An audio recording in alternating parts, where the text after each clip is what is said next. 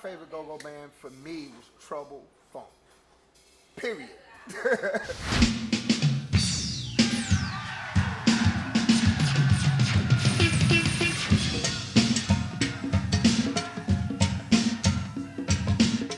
Period. I'm sorry, no disrespect to nobody else because I love all of them, but for me, if I had to choose, Trouble Funk to me. First time I heard go-go music, I was maybe about 7 years old. My mother, she used to play Chuck Brown. My brothers and them, they used to play Trouble Funk. We can go all the way back to the Coliseum days, man. I was young enough to sneak out the house, but I wasn't old enough to get in. So I just hung around until it was time.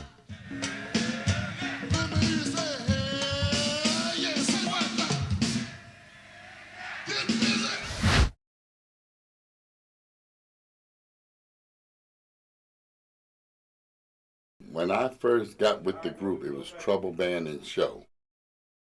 I was performing with a group called 8000 BC. It never really amounted to much. But I was playing, me and my cousin Dyke, the keyboard player. He was playing guitar at the time with 8000 BC. Rio Evers, which is the founder of Trouble Band and Show. He came over my house. I was living over here in the projects.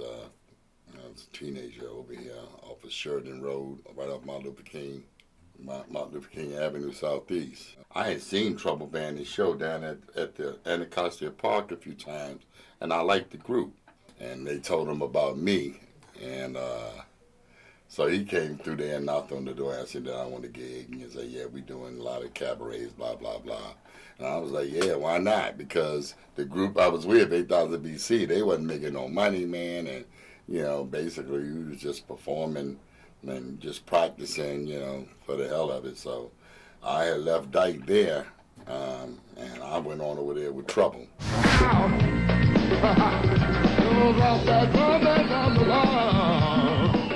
And then 2 weeks later, Dyke came over with me. I love Trouble though. I mean, T-Bone, they percussion is something. I used to go watch them in the Coliseum. They locked. The whole band had everybody got a cowbell with a different sound. They broke it down to this pocket. I ain't never heard nothing like it before. But Dyke and I, we were always original. We always played original music wherever we went.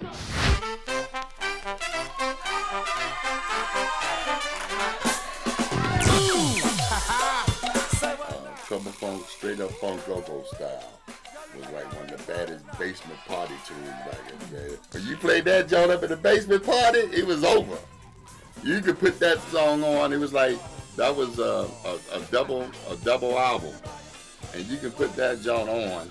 If the DJ was DJing the party, you put that joint on, and they'll dance from beginning to the end. You can go get a drink, use the bathroom, whatever. You know what I'm saying? Take a smoke, come back, man, they still dancing, man, so. Drop the bomb on the white boy crew. Drop the bomb, drop the bomb. After having the opportunity to fill in for Chuck Brown, the group Trouble Funk began to develop a following, a more distinctive, different sound to the go-go music. The Washington, D.C. metropolitan area embraced the Trouble Funk sound, and they cashed in on bigger audiences. He's the guru of go-go, the man that witnessed the birth of go-go and started it and made it a national form of music that people could respect. Max Kidd, he knew how to promote. Brilliant promoter. Max and his brothers were very, very strong in the record business outside of D.C. Max was working with independent promotions, I believe. I know he introduced me to the Gap Band people back in the day. He introduced me a couple of acts when I was trying to, get acts. I used to every now and then go on the road with him and promoting some music to get Philly stuff on the air and get Gap Band stuff on the air, get the Whisper stuff on the air. We had contracts with Solar, Dick Griffey, and all of them. Gap Band wouldn't do nothing without it. Before they would cut any of the Gap Band sets, they had to check in with Max over on this side to say, hey, Max, can you work this record? Most cases, he was busy, but they would sweeten the pot so much. We might be promoting Teddy Pendergrass. The first thing the program director or the DJs would say is, "You got some go-go?" In the late 1970s, Max helped to pioneer a brand new sound that became known as go-go music, working with bands such as Trouble Funk, EU, Chuck Brown, and the Soul Searchers. Max Kid's production techniques became legendary. Let's put it this way, go-go music, from Trouble Funk Express to Let's Get Small to Pump Me Up. This here was a music that had the same feel, the same gut as reggae, only it had the commercial feel. Right. That could go to the radio. It was too powerful, too powerful. If you go overseas, they say go-go is so big over there. Max, whenever Max go over there, they treat him like royalty. He didn't even have to spend a dime, you know. Just all he had to say was Max Kid, Ted Records, go-go. And all they want to do was get close to the go-go music. So he started shipping a lot of go-go music overseas. So they're well versed with go-go. Wir wollen, dass die Musik auf uns fällt und uns sozusagen zerstört. So that's how a lot of people started hearing the go-go, and then when Trouble and Chuck Brown then started traveling, and the EU started traveling, then they started hearing the go-go in other places.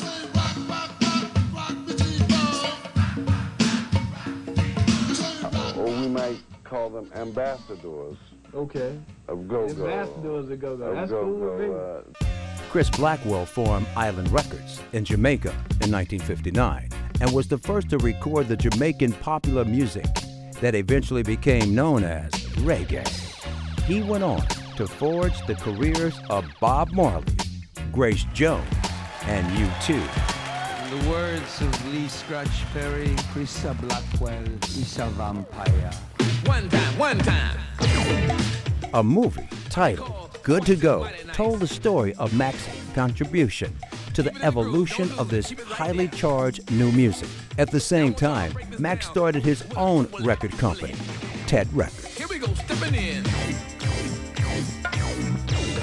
Max had convinced Chris Blackwell, to my knowledge, that there's an opportunity to exploit the music here in a positive way, put a storyline together similar to what Blackwell did with I think it was Jimmy Cliff, and they were going to concoct a similar formula to that and have it based out of DC. Good to Go. What they was trying to do is capture the real go-go movement, how we was living in the go-go world, and they did everything but that. And man, I mean, they look like somewhere, in LA. The way they try to portray the gangs and stuff like that. I need the money. No, you just going to waste it. No problem, man. I'll just take it. Man, And when Island Records picked it up, they tried to water it down. They spent a lot of money, man. They had a budget like $1 million or something, and they went so far over budget, man. And so the only thing that really I could say, or anybody I know could say good about the movie, was they had a good soundtrack. The bands, they did good performances. Hey fellas, yeah, now listen to this. Now listen to my voice, put it in the mix.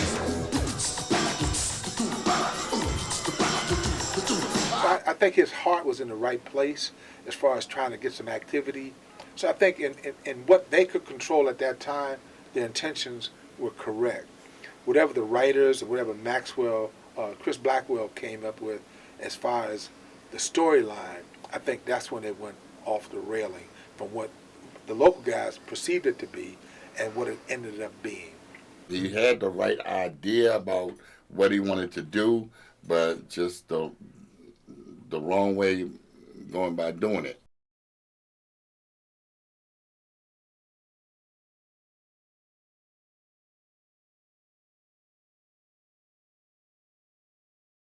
And was a key blueprint for Max Kid's vision of go-go music. Trouble Funk, they was on board. Whatever Max could hook up for them nationally, they was on board.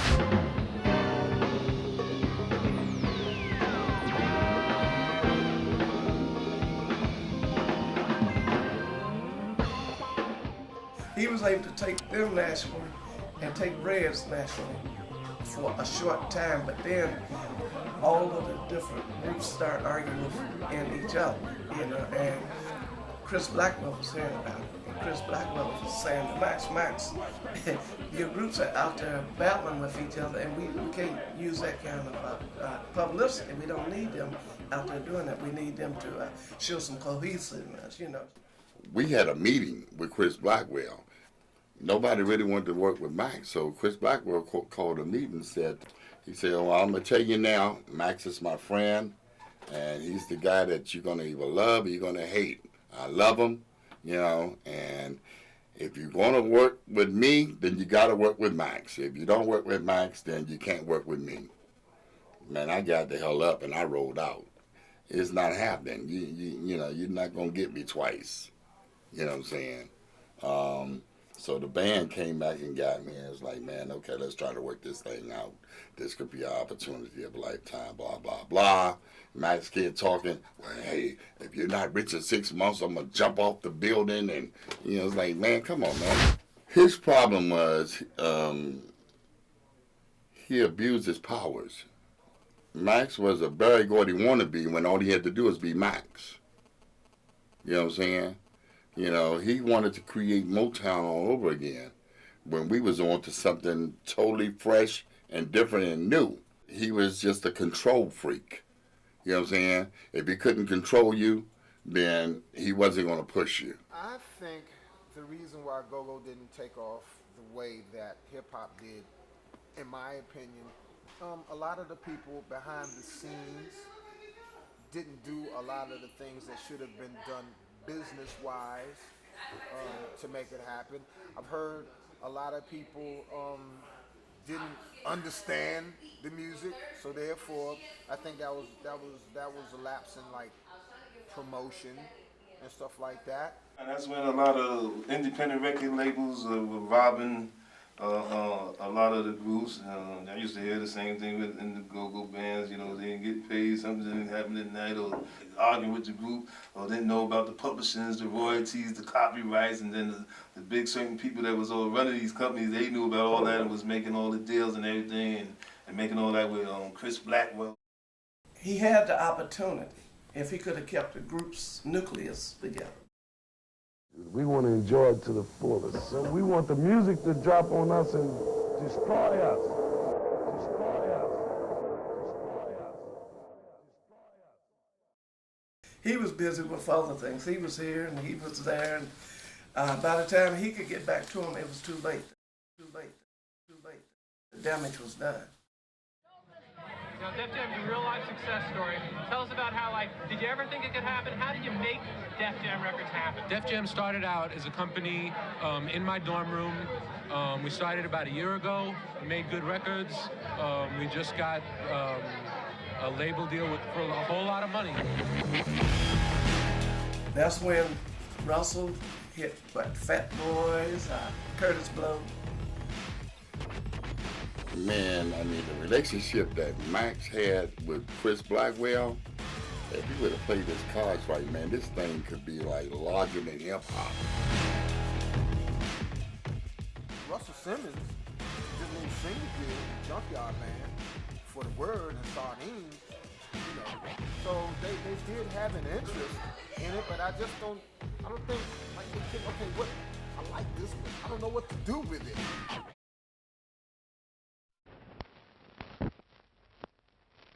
Keep on funkin' till we hit the top. We're gonna do it like we did it when we did it before. And when we finish that, we're gonna do it some more. Get on up, get up. We toured places I can't even remember, man. We did Germany, Amsterdam, Japan, London, Italy, France, Antibes. We've been everywhere. Trouble Funk was the first group to tour the UK. It was the first group. They show us so much love. They show us so much love over there. So much more love over there than they do right here in our own home. We're like Jackson 5 or something over there, man. I mean, it's incredible. It was a beautiful thing, man. It was like, wow.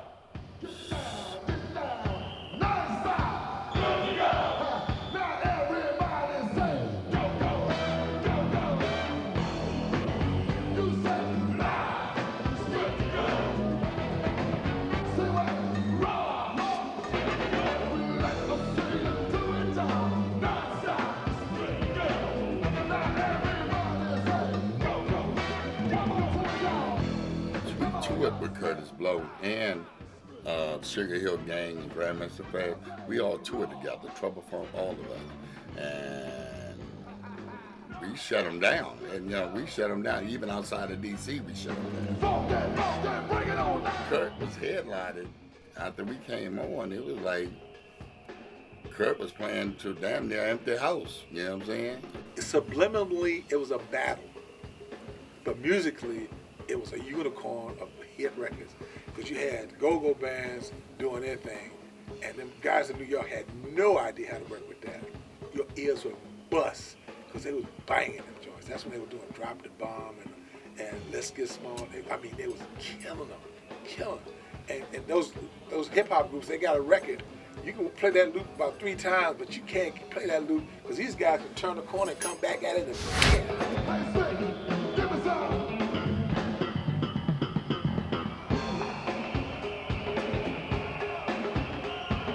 And they couldn't handle that. So they would come down and say, man, we don't want to come after them. We don't want. First they were, we the headline, we close the show. You sure you want to close? We like, oh, I love this. They get waxed. I mean, because we like that. You know, I want to see my dudes get knocked about the park. You're gonna have to work. You might have been cool if you was on your own, but now you're gonna have to work. And the audience was the benefactor. They have to work. We did it to so many groups. Can't come behind a band like Trouble Funk, man. Not back then, you know. Not with no turntables.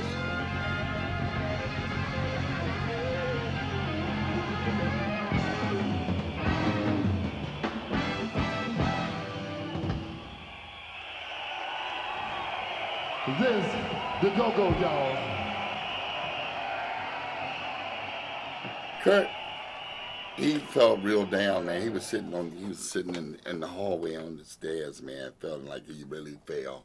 And we came in, we talked to him, man, tried to make him feel, don't even sweat it, man, And that's how we actually became friends and was talking. He was like, man, I want to do something, man. That stuff is powerful. We got to do something. He kept saying that, right? And before we could actually work together, he went in there and took Pump Me Up. Pump Me Up! He disguised it, so well, man. It's like, it always had that familiar sound, but he slowed that jumping up, man.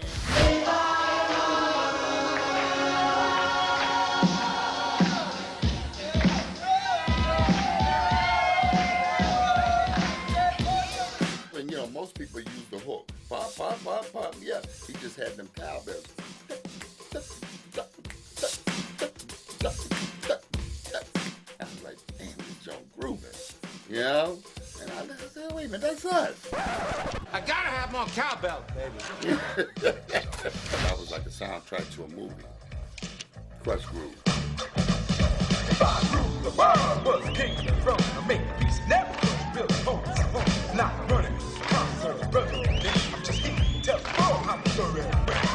Took a few years for the day had come, but I was up for rank number 1. So we're headed toward Washington to claim the crown. Let the whole world know that the king was in town. So we're headed toward Washington to claim the crown.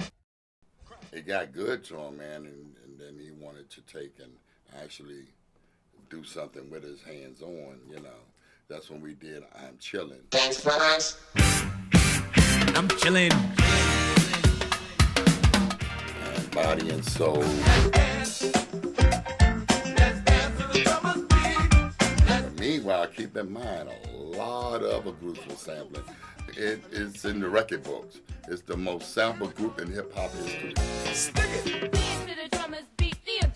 Like all this time, I've been playing a version of Pump Me Up that I swore that this was Curtis Blow rapping on.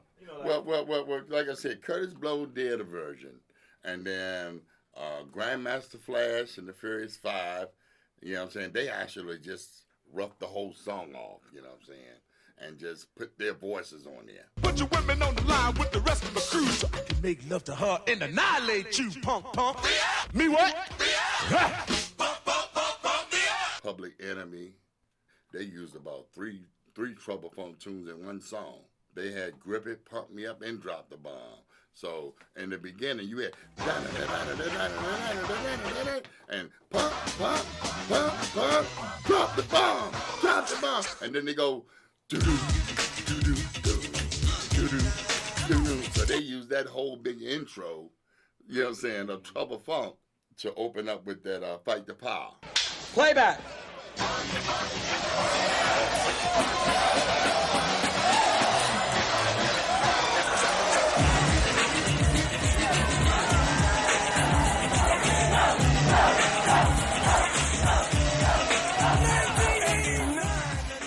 Because Sugar Hill had control of the masters. So it was easy to just take the voices out and put new voices in. KRS-One said Trouble Funk is hip-hop. We got to fight the powers that be. Don't touch that stereo. You don't touch that stereo. You don't touch that stereo. A little bit louder. At the time, we was being sued, so we couldn't record as Trouble Funk anyway. We was being sued by Sugar Hill for breach of contract. The guy Juice won the DJ battle with Pump Me Up.